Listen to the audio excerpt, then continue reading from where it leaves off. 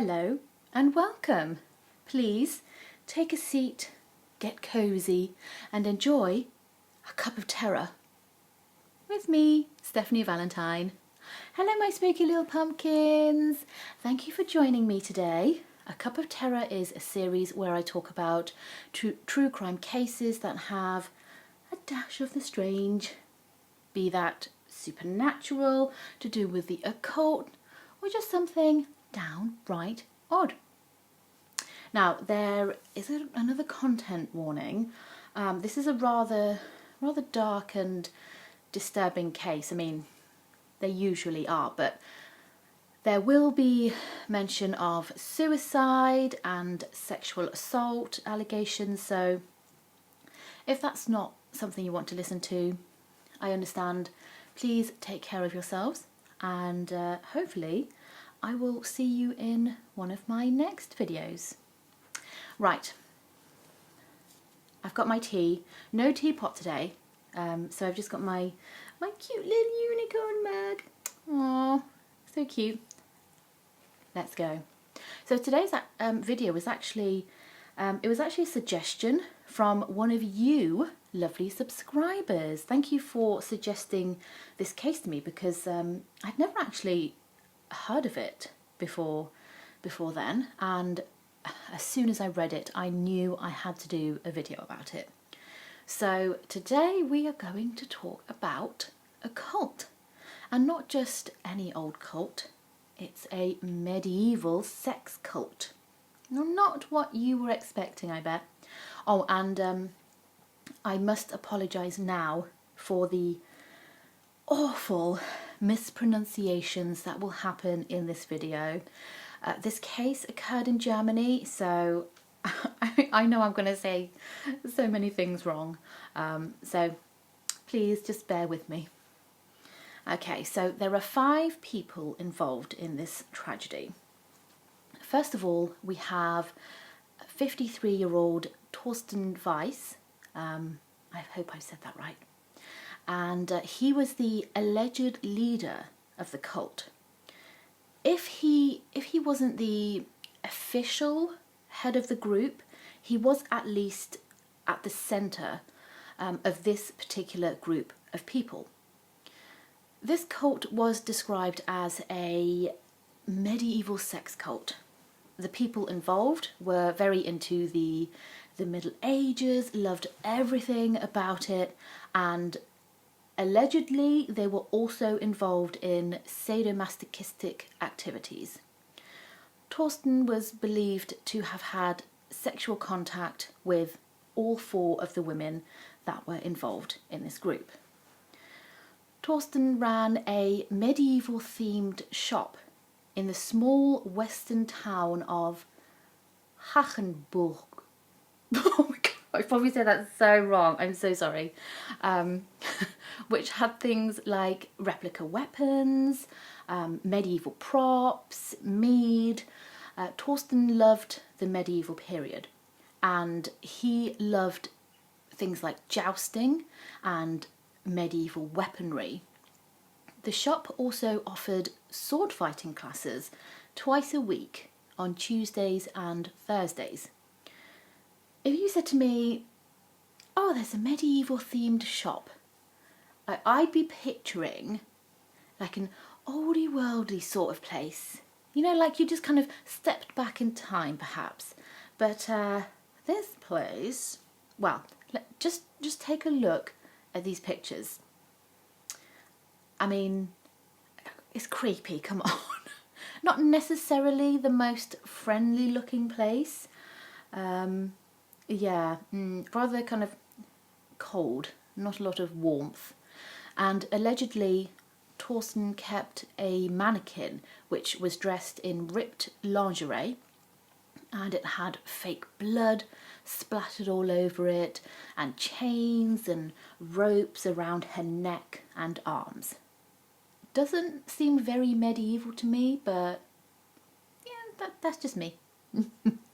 He was the legal owner of the shop until May 2018, but he continued to work there afterwards. We don't know who owned the shop after him. Now, Torsten was not a very nice man, going from what I've read. No. He had been described as domineering and controlling, using physical force and psychological manipulation to get what he wanted. Told you, not a nice man. Next in the group, we have 33-year-old Kirsten Enders. Now, we don't really know much about Kirsten. We don't know what sort of person she was really, and we don't really know how she met Torsten. She might have met him through her husband, Philip Vyamenkov, who was good friends with Torsten. She also ran the medieval shop along with Torsten, and she was also a huge Middle Ages nerd. The youngest member of the group was only a teenager. In 2016, Farina was a normal 16-year-old girl. She enjoyed her studies, she had a good group of friends. She was your average teenage girl, seemingly content with life. Farina had a Latin teacher called Philip Vyamenkov. Ah, yes, we've met him already. Now, he was Kirsten Enders' husband.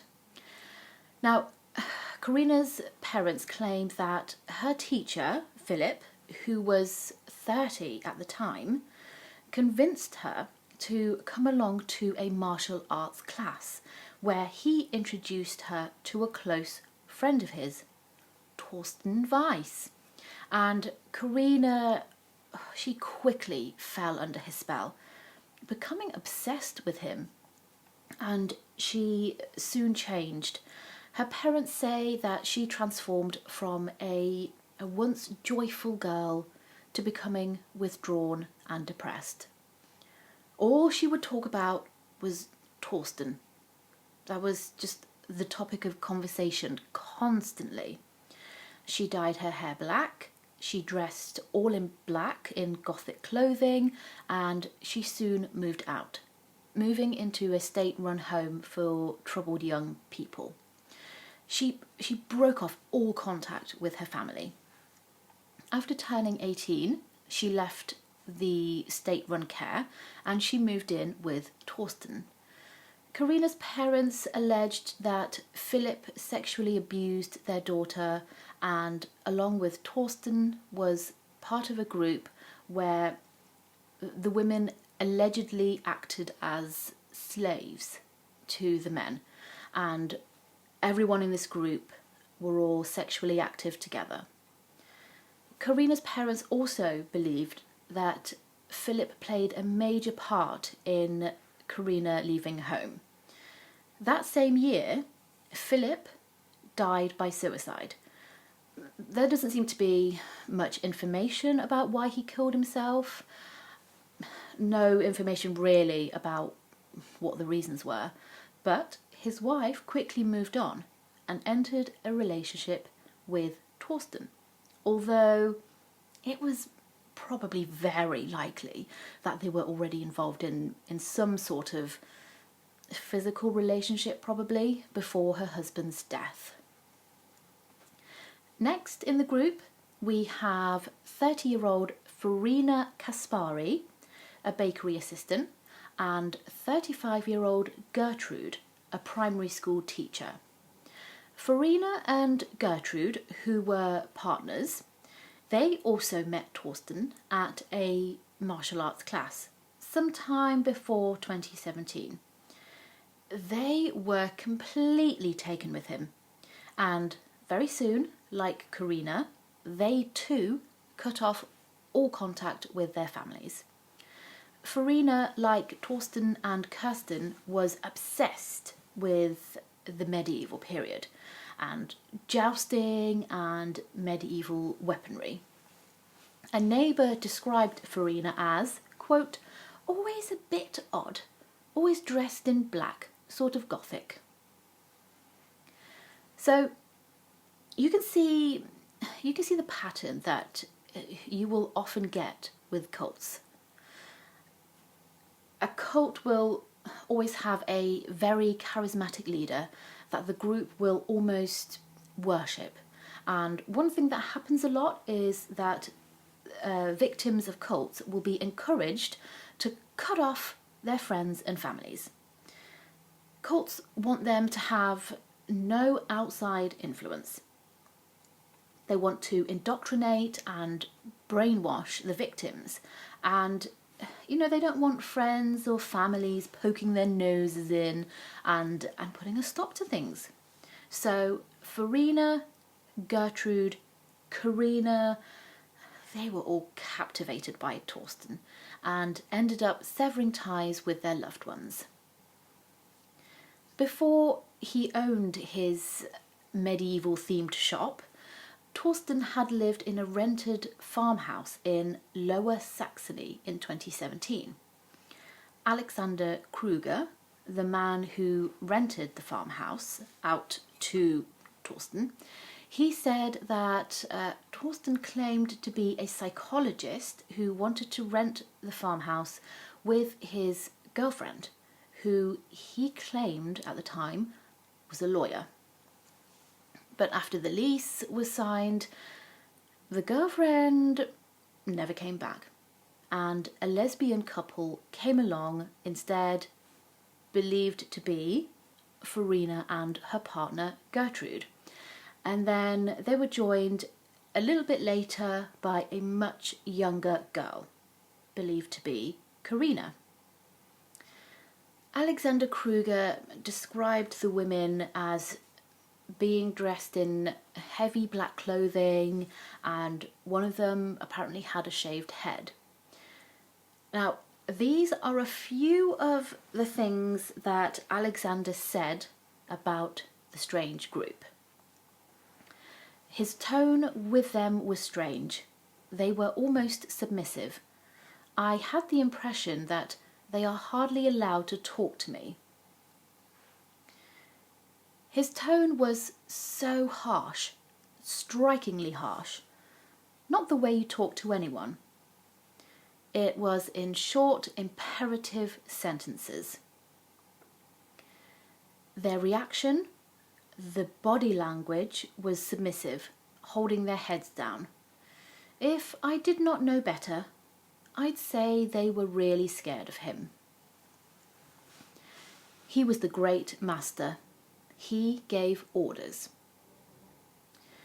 Only a couple of months into their tenancy, this group ended up getting kicked out by Alexander after, and this is really sad, after his dog was found mauled to death by Torsten's dog. He also discovered that Torsten had given him a false identity document, which made it really hard to press charges for the dog's death.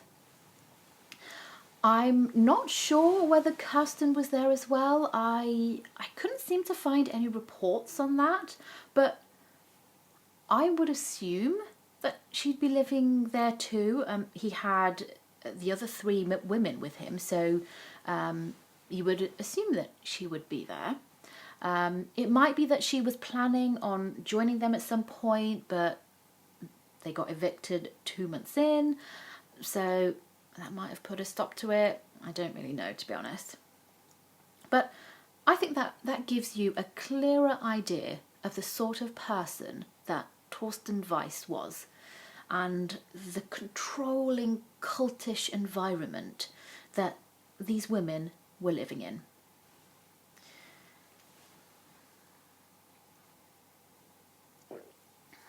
So, let's fast forward to the night of Friday, the 10th of May, 2019. Torsten, Kirsten and Farina arrived at the Riverside Hotel, and I'm going to say this so wrong, Gasthof Pensionswert Triftsper. I'm really sorry if I absolutely butchered that. It's a small hotel on the outskirts of Passau, close to the Austrian border in Lower Bavaria.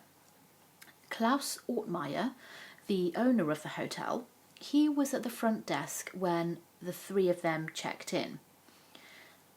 He said the women were all dressed in black and had piercings and heavy black eye makeup on. They paid €300 for 3 nights in advance for a room with a double and a single bed. Torsten said they didn't need breakfast. According to Klaus, Torsten said that they were going to sleep and that they wouldn't see them until Monday. Klaus thought that they might be taking drugs, perhaps. Anyway, they wished the other guests a good evening before they disappeared into their second floor room, room 20. Now this group, they didn't have any luggage, which was a little bit strange, but at around 10:30 p.m. the women went out to the car and came back with some bags. Shortly before midday on the Saturday morning, one of the cleaners contacted Klaus. The cleaner had knocked on the door of room 20 and, hearing no answer, she had let herself in. She saw 2 people lying on the bed.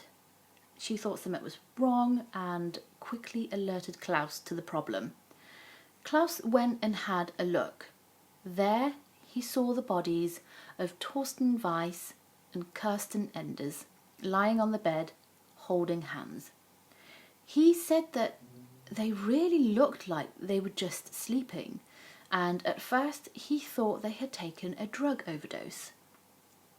Klaus saw that Torsten's eyes were closed, but Kirsten had hers open. It was only when he got a bit closer that he saw the crossbow bolt sticking out of Torsten's body. The duvet had been pulled up. He then saw some blood on the pillow. He looked across the room and saw the body of another woman on the floor. There was a pool of blood around her. Klaus immediately ran downstairs to call the police. Torsten and Kirsten had been killed by a single crossbow bolt through the heart. Police believed that Farina had then fired 2 more bolts into Torsten's chest and 2 into his head, and a second bolt into Kirsten's forehead after they died. Police believed that Farina then pointed the crossbow at the base of her throat and pulled the trigger. The 6-inch long metal bolt went through her neck to her spinal cord, killing her instantly. 2 crossbows lay on the floor next to her. One was a larger crossbow, about 2 feet in length, while the other was much smaller. A third crossbow, unused and still in its bag, was on the single bed. Police believed that the trio died on the Friday night before being discovered the next day. Klaus said that no one in the hotel had heard anything. All the rooms on that floor were occupied, but none of the other guests heard any screaming or noises, which he thought was strange, as they had been shot, and that must have been pretty painful.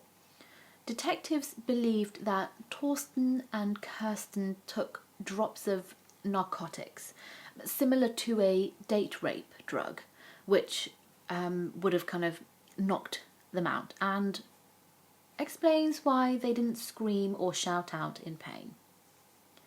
Farina had signed her name on the hotel register and had listed her home address. Detectives used this address to trace Gertrude, her partner, to their apartment 400 miles north in Wittingen. They arrived on the Monday, intending to inform Gertrude of her partner's death, but instead they stumbled across another gruesome scene. Inside, they found the bodies of Gertrude and Karina, who was thought to be living there at the time. No crossbows or bolts had been found at the second scene, and the bodies showed no signs of violence. It was eventually revealed that the women had poisoned themselves. It is thought that Gertrude and Karina died before the murder-suicide took place. Now, we still don't really know exactly why they decided to die in such a terrible way.